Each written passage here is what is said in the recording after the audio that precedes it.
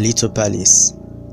Iyo umuntu akiyumva wumva kwakirana urugwiro ababagana, guhabwa serivisi yihuse, byose bigakorwa mu mutuzo uherekezwa n'amagambo meza y'abahakora. Ubundi mu buzima bwa muntu buri wese aba yumva yabaho ateteshwa, nyine ubuzima bwe akumva ko nta kintu kimubangamiye.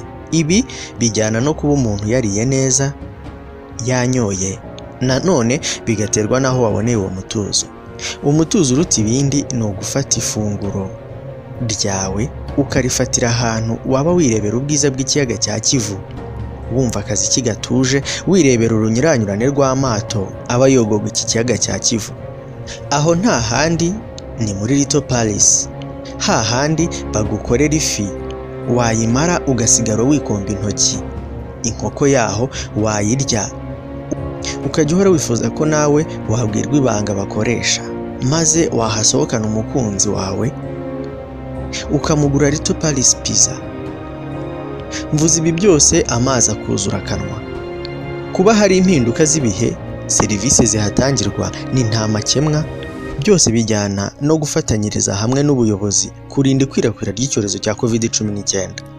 Iwacu ushobora gukoresha komande ku bantu by'umwihariko bakorera mu mujyi wa Rubavu, tukaba twabasangisha komande yabo mu biro aho bakorera mu rwego rwo kubaha serivisi nziza kandi yihuse. Ibi binajyana no kubahiriza igihe.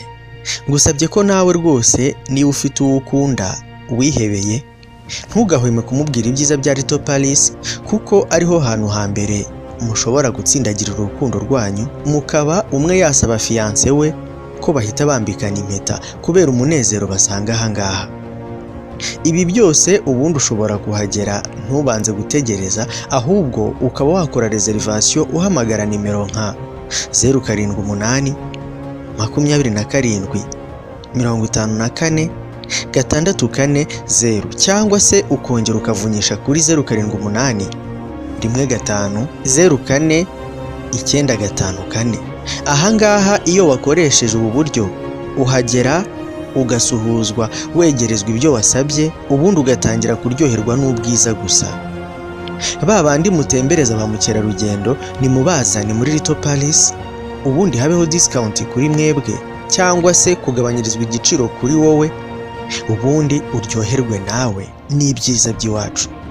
Little Palace, la bonne service à tout le monde.